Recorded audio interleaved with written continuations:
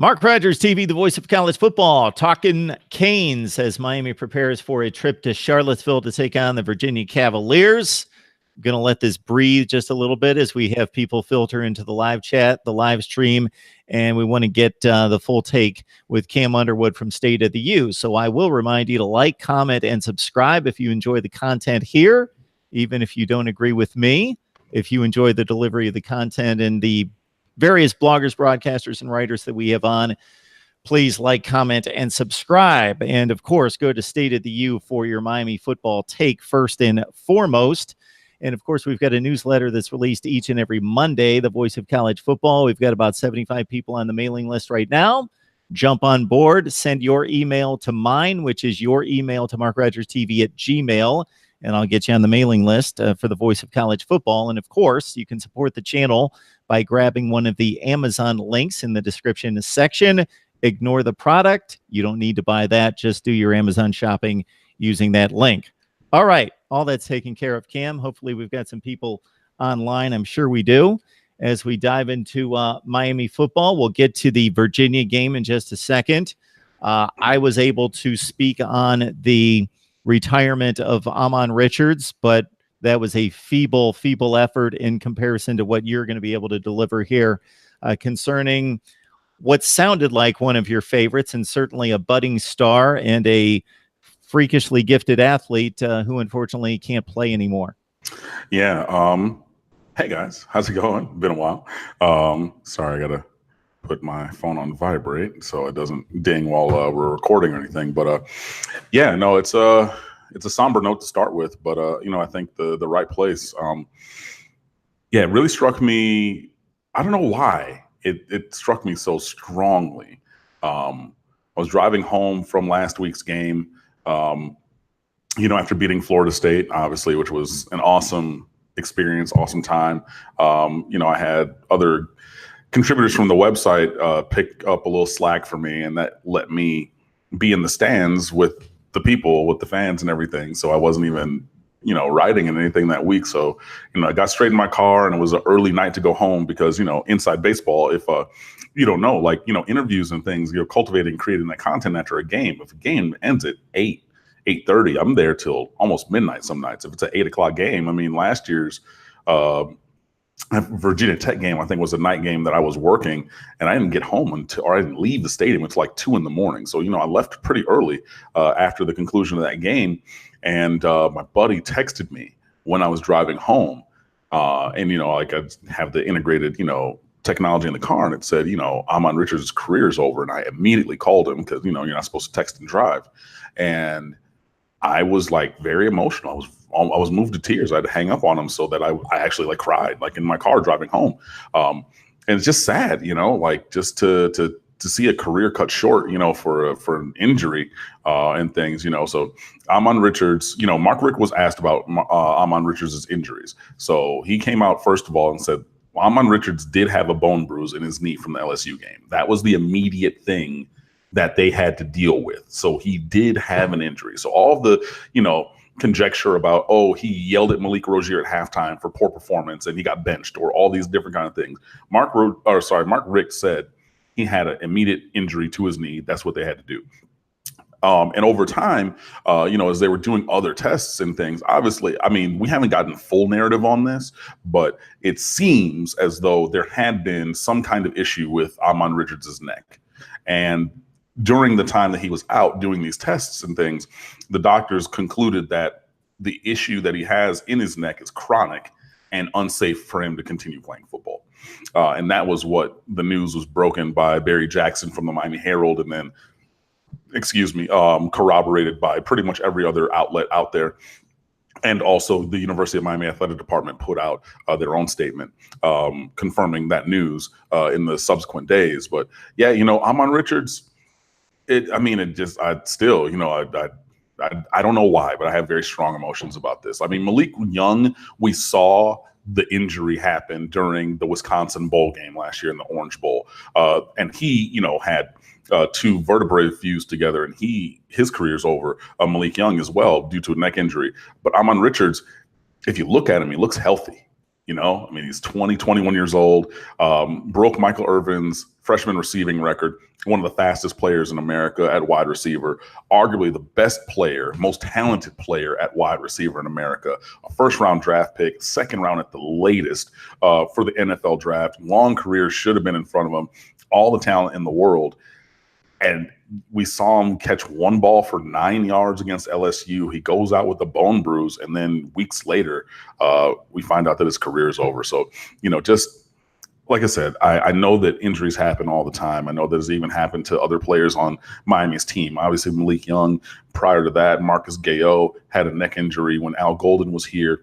That was a day, if you remember, Al Golden was supposed to have immediate availability after practice, and he canceled it immediately because there was an issue emergency issue that needed to be taken care of, and that was Marcus Gayo hurting his neck that time. So that's 3 players in the last 5 years for Miami that something like this has happened to. But yeah, it just not having Ahmmon Richards, the player, changes everything for the team. I always talked about how defenses would flip their coverage and they would tilt things and they would shade guys his way just because he was that.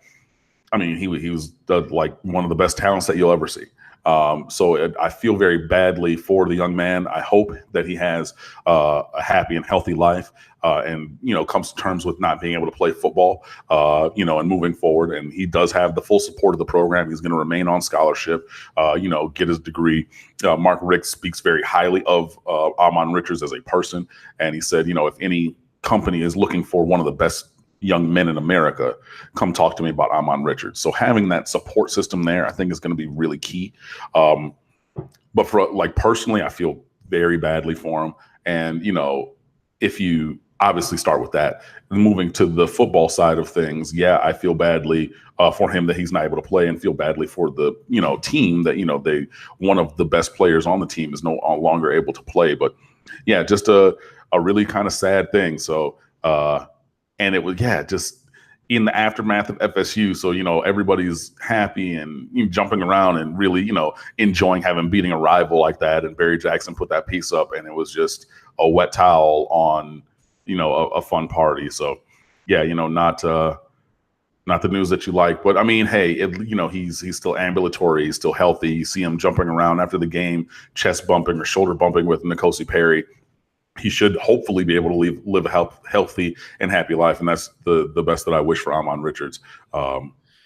Yeah. The part of it that's difficult to process for anybody that's made it to that level of their what was soon to be a profession with that much talent. So you've got the hard work, the effort, all the blood, sweat, and tears that went into honing his skills, but then just also the inherent talent and skill that we're not going to see and enjoy from here on out. And I just think there's an attachment that we give to entertainers, athletes, people of an art form that because many of us, most of us, the great majority of us don't have that type of talent toward an entertainment vehicle that we admire when somebody does have that type of skill and talent, and then they're able to put the hard work and effort to match the talent, and then to see that cut short is a bit heartbreaking, because there's a level of passion in being able to do something that you love, and assuming that Ahmmon Richards loved to play football and he won't be able to do that for the rest of his life. Many of us love what we do, but there's not that physical aspect of it where it can be taken away at a moment's notice like it was for him. Yeah, exactly. So, like I said, very emotional about it still. And I don't know why. I mean, I'm not kin to him. I'm not family with him, or anything like that. A couple people said, maybe it's just because, like I said, I started as a recruiting blogger first, and I still do that. So maybe having followed Ahmmon Richards for 5 or 6 years and kind of built up that connection of, from the outside looking in, something like that, maybe. But yeah, everything you said is very true. So it's a sad situation, but we wish him all the best, in health and his personal life moving forward. And he has the full support of, the University of Miami, and he, like myself, is going to be a Hurricane for life. And I know that the connections that he's already made and making there are going to, be fruitful for him. We just wish him all the best moving forward. Cam Underwood joins us from State of the U. We know in talking to people online, obviously you're online probably a large portion of time. Therefore, you want to make good use of that. So if you love Miami football, or in the case of myself and a lot of you, you guys jump on the line regardless of what we're talking about. You love college football. You love the ACC. You want to invest in the big programs, the big matchups. So you go to State of the U and you get your take on Miami football, and you don't have to waste your time going all over the place trying to find decent information and insightful information and entertaining information as well on Miami football, with Florida State in the rearview mirror and Virginia up ahead. But we'll settle in on the Seminoles because we can go the glass half full or half empty on this one. So the half empty is Florida State's been marginal, to be kind, to date, and Miami barely slips by 28-27 at home. The half full is that regardless of the mess of the offense led by DeAndre Francois and Willie Taggart's play calling and his philosophy, it's still an extremely talented roster, probably 10 to 15 in the nation, in that range. So you're still beating elite athletes out there if you're Miami winning this game against Florida State. It is your rival, so you just want to win regardless of how you are able to accomplish that. And then the cherry on top is you were down 27-7 in the third quarter and were able to mount the comeback and do that, most of that work in about 45 or 50 seconds to get right back in the game. Yeah, there's a lot, obviously, with that. I think the glass half empty is, letting Florida State, which is a pretty bad team, get out to a 3-touchdown lead at 27-7. I was in the end zone where DJ Matthews returned that punt for a touchdown to put them up 27-7. He stepped out a couple of times. But hey, whatever, we won. So I'm not even going to sit here and really, belabor that point. But I saw it live. I was like, hey, he stepped out at like the 13-yard line. And if you go back and watch the replay, he did. Either way, they got the points. So letting that team get up like that. And previously we had spoken about all of the things that needed to go wrong for Miami / right for FSU for them to build a lead. And all of that happened. FSU came out with a perfect offensive script. And they executed it pretty well. Miami got off the field or could not sustain drives to start. They turned the ball over a couple of times. Miami's offensive line performed worse than FSU's offensive line for the game, and definitely early in the game. And FSU does have talent. And I know you were talking about top 10, top 15. 24/7 Sports recruiting rankings, they have the legacy rankings of roster talent. FSU is ranked like 5th or 6th most talented roster in America. I wrote about that during during our FSU coverage for the week. There's talent all over the place. So they're not performing well, but they cannot say that they do not have high caliber athletes that everybody in America wanted. Dontavius Jackson, 5-star linebacker out of Texas. Everybody in America, Alabama, Texas A&M, LSU, everybody wanted him. Cam Akers out of Mississippi. Literally everybody wanted him in America. He could have gone anywhere. I know that I just named 2 names, but that's emblematic of the kind of talent on their roster. So the glass half empty is, even with that talent, they're not playing well. But against Miami, they did. And another thing that I've said for years, and this has been corroborated by players and coaches on both sides of the rivalry, Miami and LSU, everybody plays harder that week. Everybody plays harder, they coach harder, they work harder. Everybody gives more to that game because that game means more. And you saw that from Florida State early. That was not the same Florida State that you saw against Samford. That was not the same Florida State you saw against Louisville. That's not the same one that you saw against Virginia Tech or anybody else. That was a different team because they play differently when it's Miami on the other sideline and across the ball. So that happened. And all those things, it just didn't go. Willie Taggart schemed away from his terrible offensive line, and they actually got things rolling for a little bit.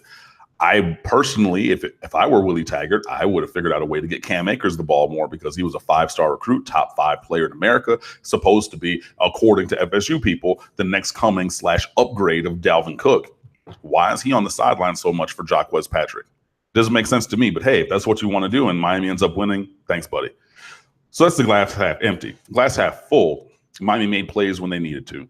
N'Kosi Perry caught fire in the second half. I know his numbers were still not great, 13 out of 32 for 200 yards and 4 touchdowns, but no interceptions. The majority of that yardage came in the second half. 3 touchdowns came in the second half, including 2 and 41 seconds, like we're talking about in the third quarter. And then that last drive, the last scoring drive at least, 3rd and 1,000,000, hits a seam route to Jeff Thomas, looks off the safety, comes back right, throws a laser. Jeff Thomas is 5'10".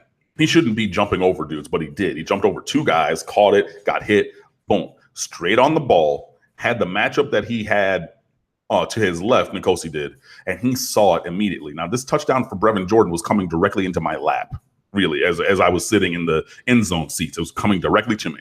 And as soon as he snapped the ball, I said, oh, that's a touchdown. And people were looking at me. I said, that's a touchdown. Looked the guy off, looked the safety off, came back to Brevin Jordan, threw a beautiful ball right in his hands, couldn't place it any better, couldn't walk that ball there any better. Boom, touchdown. Everybody goes crazy. Miami ends up winning. Those things build character. And for a young player, I think that was a big growth moment for N'Kosi Perry. I think it was a big growth moment for the team because now you know that he has that ability to come back. I know MarkRogersTV led a comeback last year. N'Kosi Perry has a different level of talent, and we saw that come through. And I know, again, the completion percentage numbers weren't where we needed them to be. N'Kosi Perry admitted he missed some throws. But as opposed to the previous quarterback, N'Kosi Perry just said, hey, look, I missed them. I got to do better. I'll get better. And you can believe him because he has the talent, and we've seen him be better.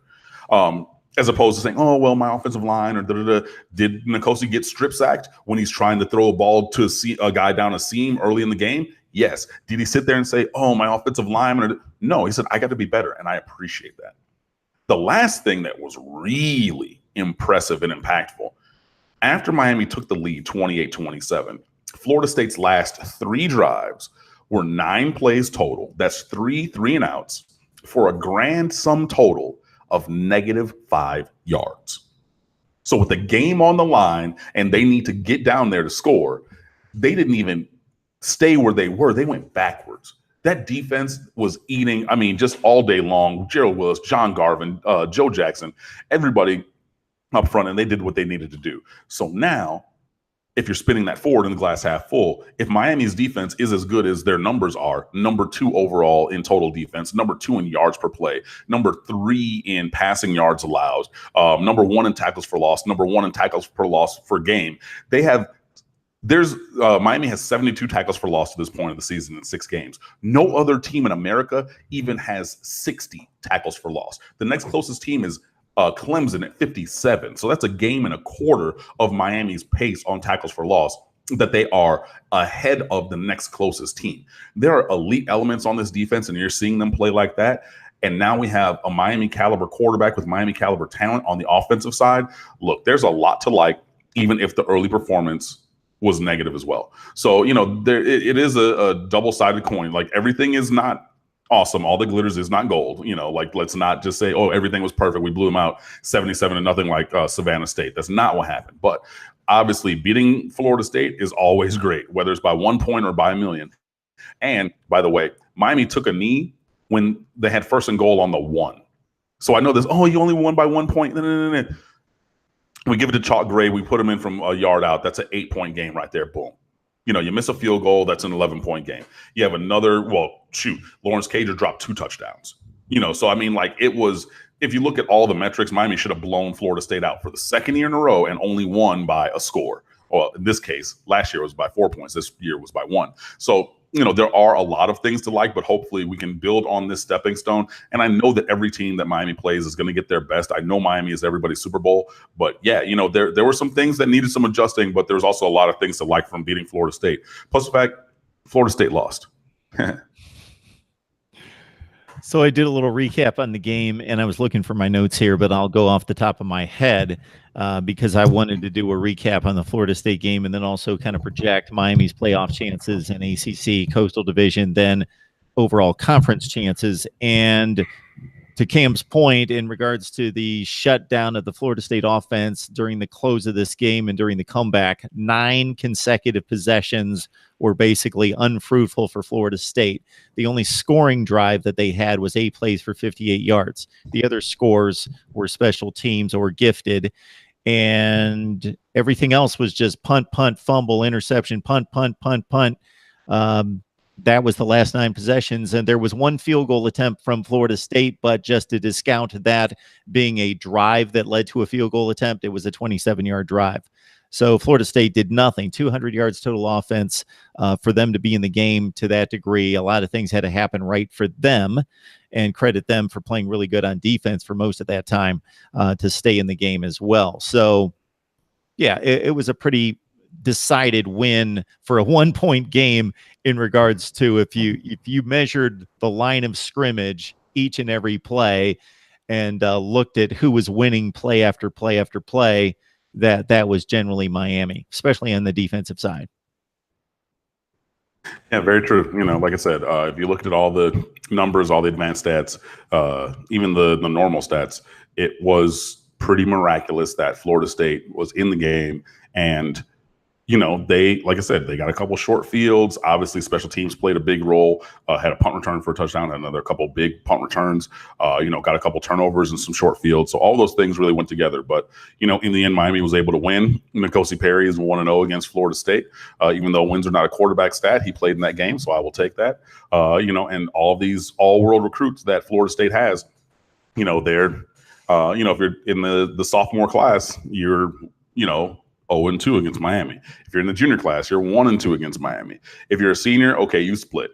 All right, fine, whatever. But I mean, the tide is turning. And even in, 3 years ago, last time, or, in 2016, Florida State won by 1 point on a blocked extra point here in Miami.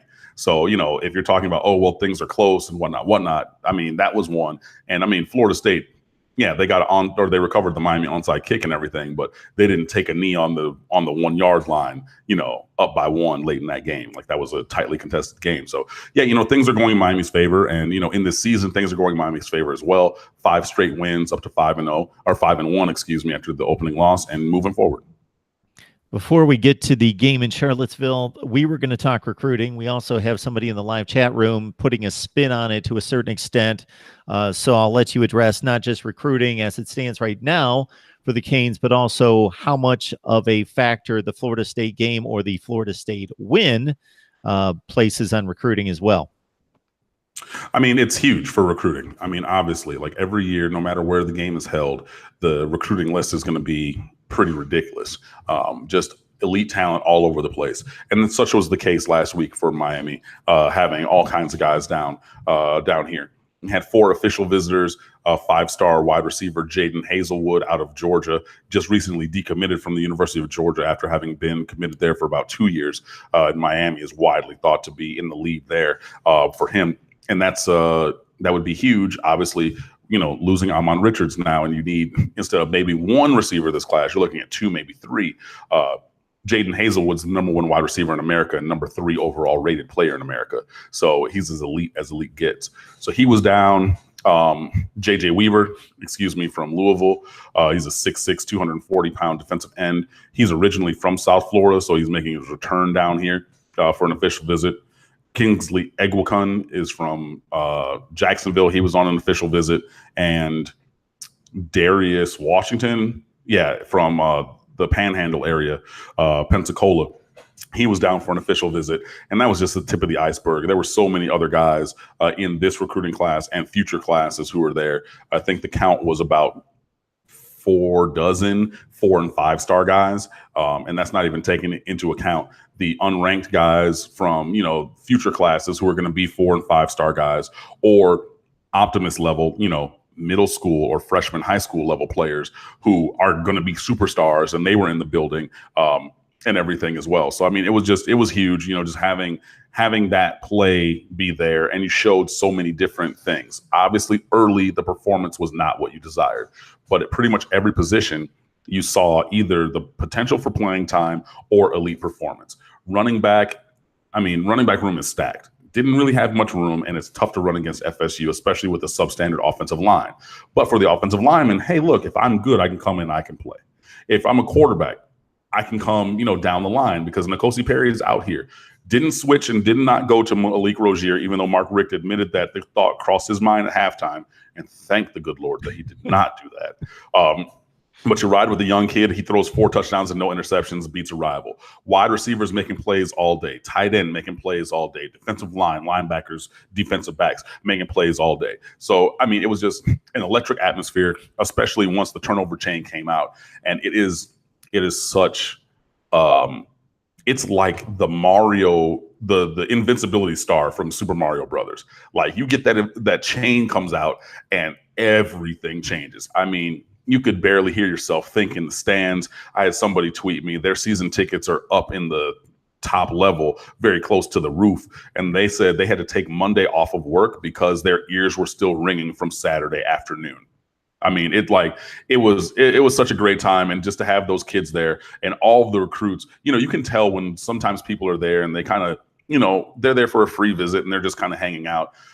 Like the Clemson game in 2015, where Dabo Swinney openly said, even with guys supposedly on official visits to Miami that week, that was like a recruiting trip for Clemson that week. This was not that at all. The kids were engaged. The recruits were engaged. You had commitments recruiting the uncommitted guys. You even had a player who used to be committed to a different school recruiting somebody to Miami.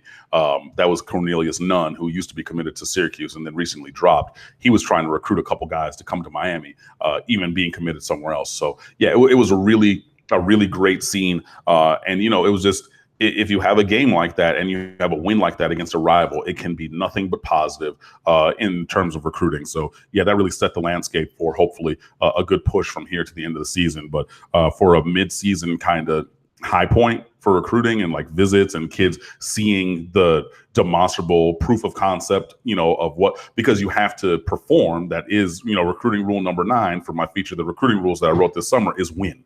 So you can do all these things. You can say all this, oh, we're going to do that. We're going to do that. Oh, we're going to get these guys and whatnot. But if you don't win, which is demonstrable work product and proof of concept, things are going to go badly.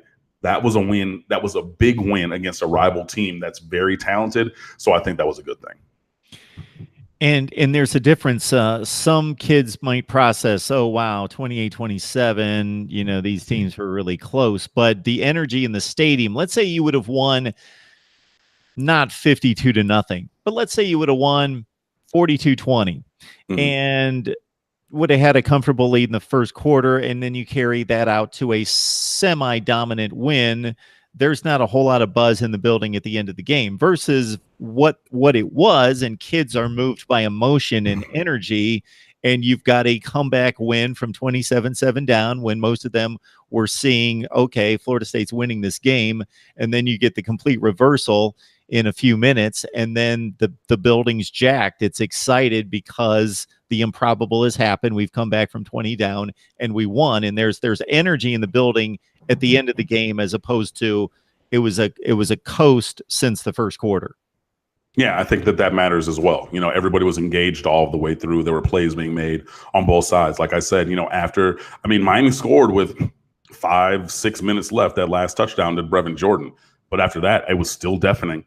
The defense, they had those 3 drives afterwards where, forced Florida State into 3 3-and-outs. And then that last drive, just pounding the ball, figuring out a way with timely passes and, effective enough running to, ice that game away. So, yeah, it was tightly contested all the way through. So, yeah, when you have that additional emotion and things like that, that can be a positive. So, like I said, from front to back, it was always going to be a highlight feature night for recruiting, even if the result had gone differently, but especially with the result and the way in which that result was met. Yeah, that had to be good.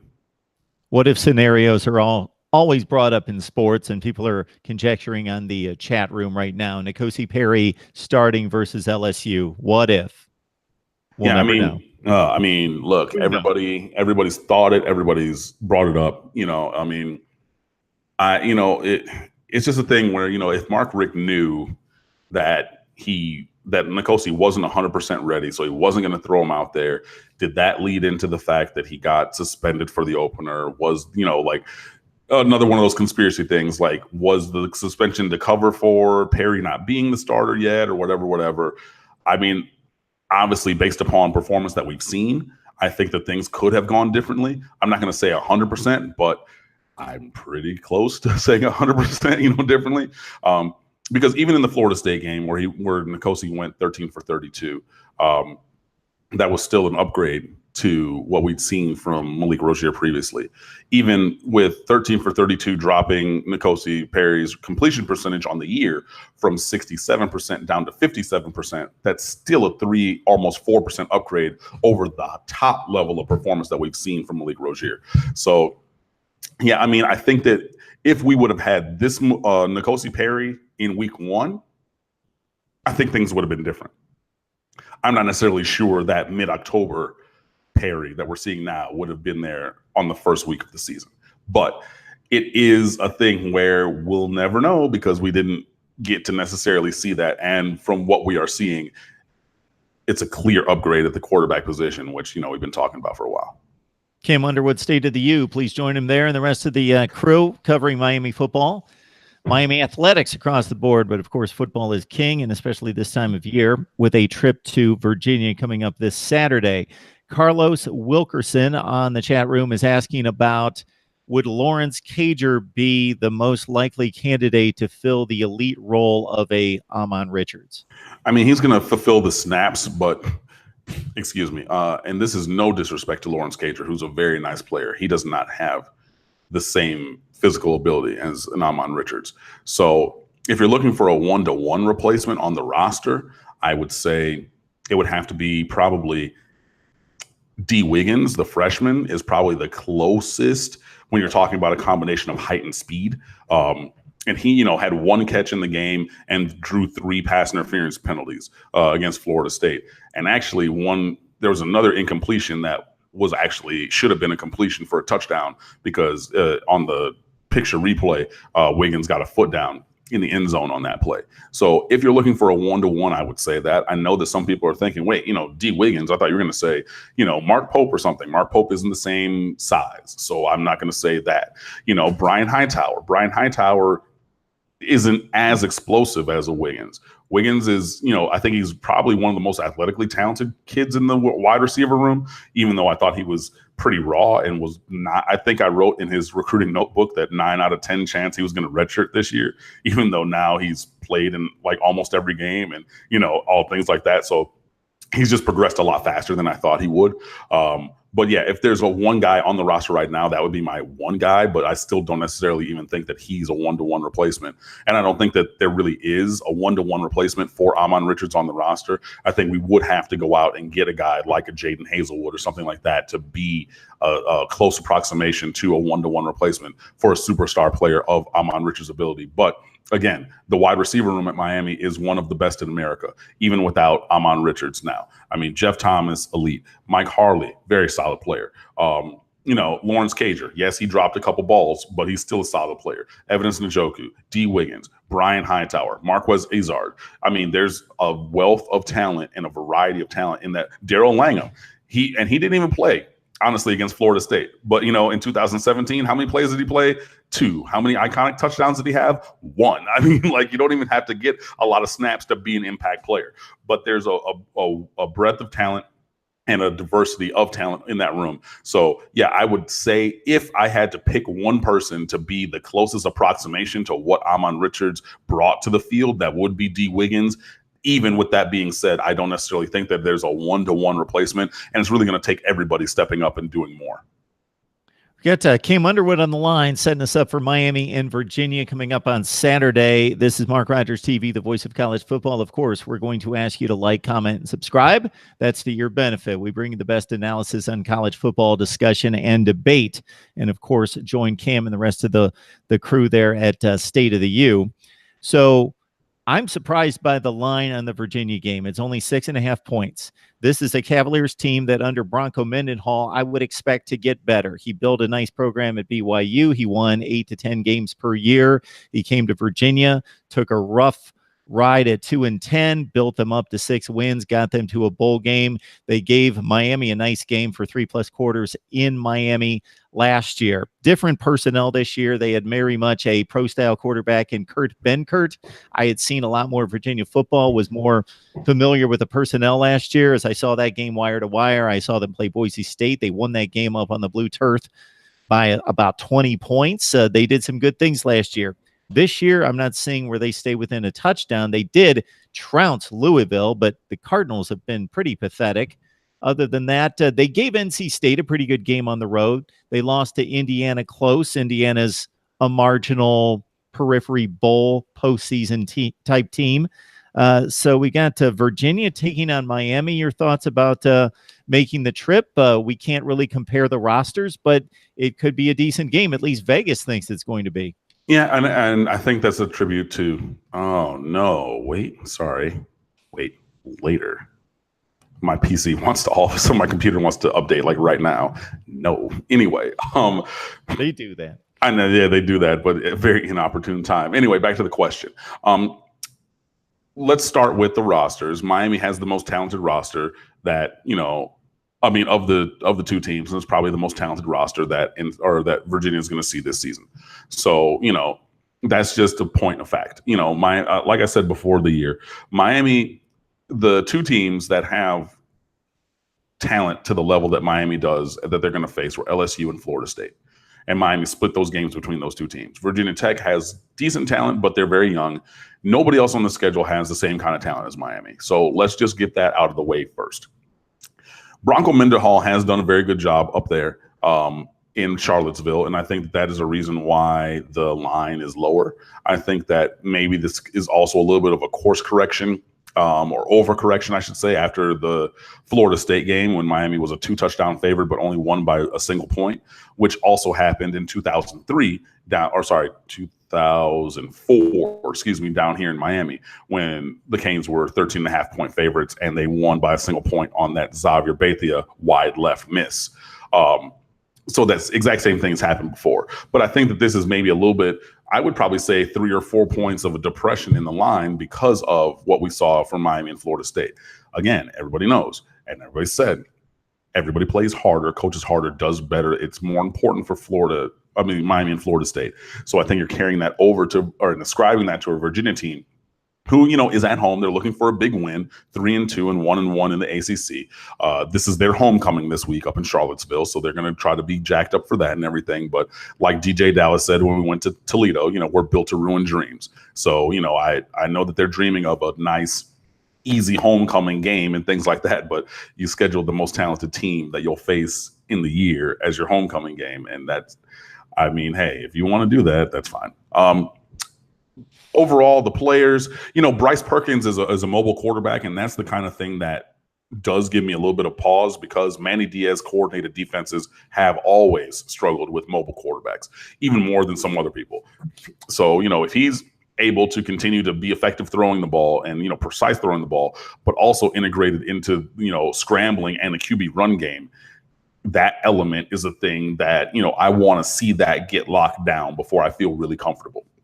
Olamide Zaccheaus, the wide receiver, he's just been a thorn in Miami's side for a few years. He's shifty, he's fast, had 6 catches for 67 and a touchdown last year. And then their running back, I forget his name, but he's doing pretty well as well. Jordan Ellis? Yeah, Jordan Ellis running the ball. He's like up at 400 or 500 yards rushing. And then the quarterback Perkins is like 340 or 350 rushing as well. So, the two-headed monster of that quarterback running back, whether that's zone read, whether it's option, whether that's, all kinds of different things. But you already have 2 guys who are up over, 300 something yards rushing in a few games. And college still takes sacks as rushing yardage. So even the sacks that he's had have depressed that number. So you're probably talking about a raw 400 yards positive rushing from the quarterback already. So yeah, that's a thing where I want to see that get locked down. And honestly, I just want to see Miami come out and really just stomp on Virginia. Last year, and you mentioned it, Kurt Benkert went, I think he completed 12 of his first 12 and like 17 out of 18 for like 280 and 3 scores in the first half. He looked like a Heisman Trophy winner. He was out there surgical dimes. He was out there like Baker Mayfield. Throws too. Yeah, I mean, it was, I mean, and I was, who is this guy? I mean, a fifth-year senior, like out of the middle of nowhere. And I mean, he was the second coming of Sam Bradford in that half. It was insane.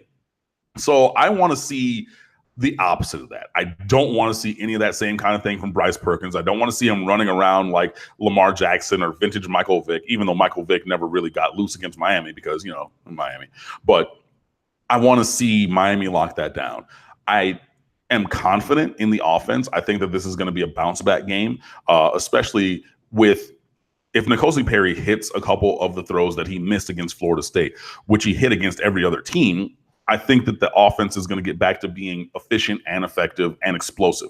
So, I think that there's a lot to discuss, obviously, on both sides of the ball. And Virginia quietly has a top 25 defense. So I'm not going to necessarily say, oh, we're going to march up and down the field on them. I mean, yeah, they played NC State. They've played, a couple other, decent teams. I mean, Indiana, okay, they lost to Indiana, but Indiana's probably going to be a bowl team, and like you're looking at these different kind of things. And you have a top 25 defense. Now, Miami has a top 2 defense, or top 1, depending on the metric. But overall, I would say Miami's defense right now, if you take everything into account, I should say, is a top 2 defense in America. So I think Miami still has the advantage there. But yeah, I just don't want to see a slow start. I want to see Miami come out early and get a score or 2 and really move the ball and everything. So, I mean, there are things to like on the other side of the ball from Virginia. There are things or not necessarily like, but things that as a Miami observer or fan will give you some pause because they're not a pushover and things like that. And I saw that the UVA football account put up a highlight video yesterday of all of the great plays over time against Miami. And just like I said, I was always going to remember Marquise Williams throwing the U down from UNC in 2013. I sat in the Orange Bowl for the last game ever in that building and watched Virginia beat Miami 48-0. Virginia football. I'm never forgetting that.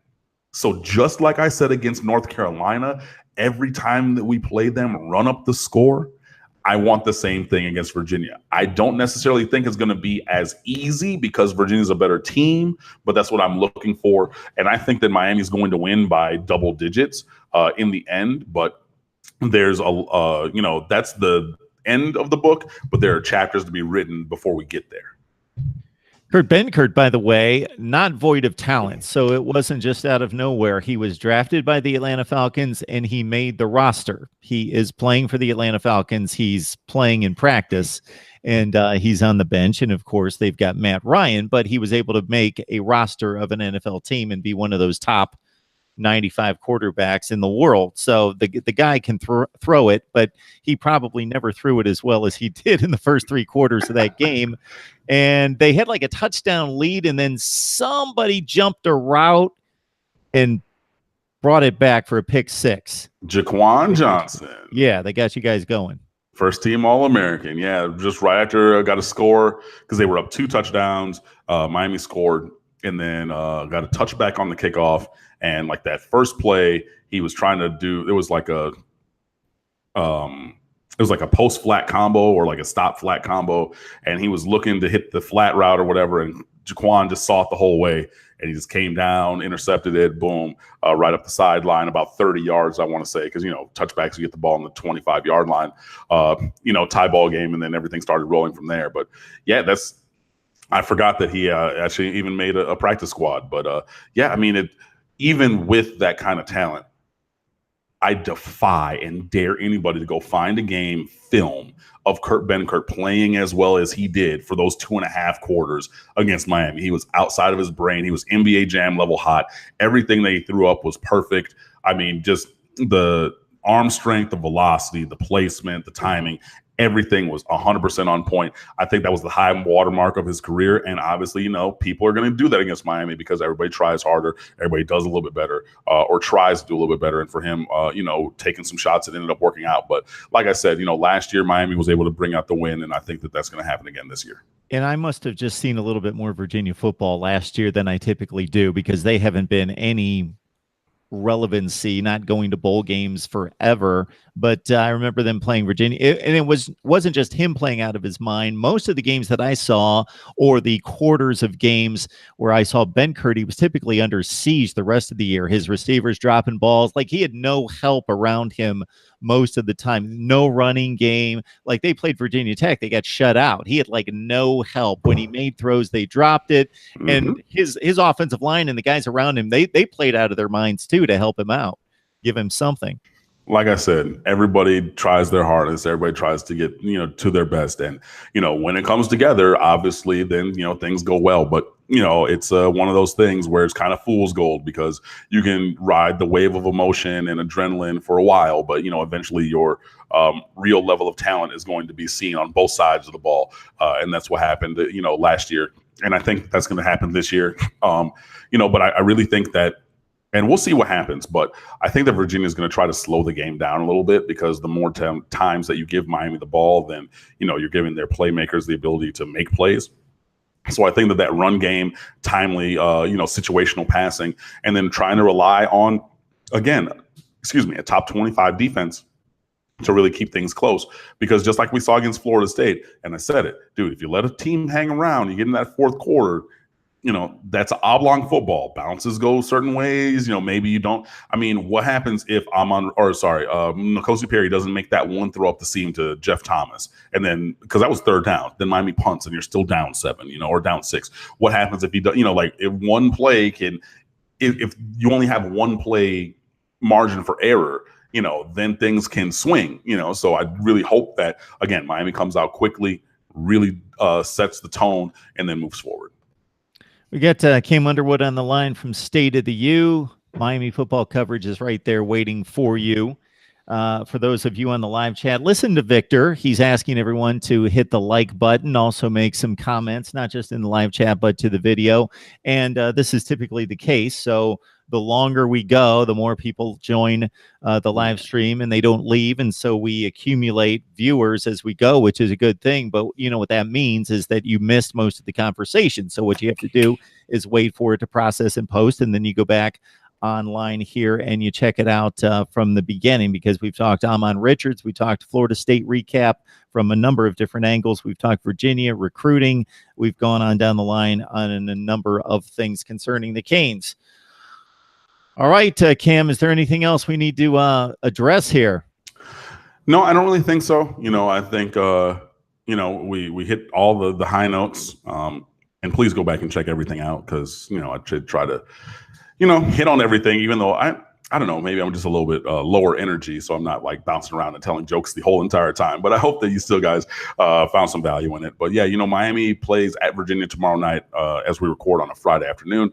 Well, Saturday evening at 7 p.m. Is that game. So be sure you check that out. Miami looking to go to 6-1. Virginia obviously looking to get to, 4-2, coming off of a bye week and having one of their biggest wins in a while. But yeah, we just have everything up on the website still. So, there's recruiting, there's football, basketball. I'm looking at an email. We're going to start to coordinate and get our basketball coverage coming up. Even had a couple pieces recently. One of our star players changed his last name. And that story you can find on stateoftheu.com. So just check everything out that we have there.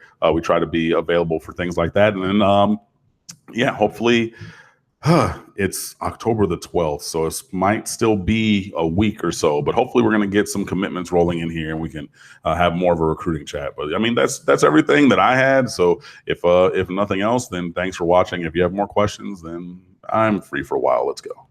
Cam, I am going to hit you with one other thing, because during the entire offseason, it was pretty plain to most of us that watched the entire deal unfold in regards to the recruiting and the talents on the roster and what we expect to have happen. Miami's here. They're a top 10 to 15 team.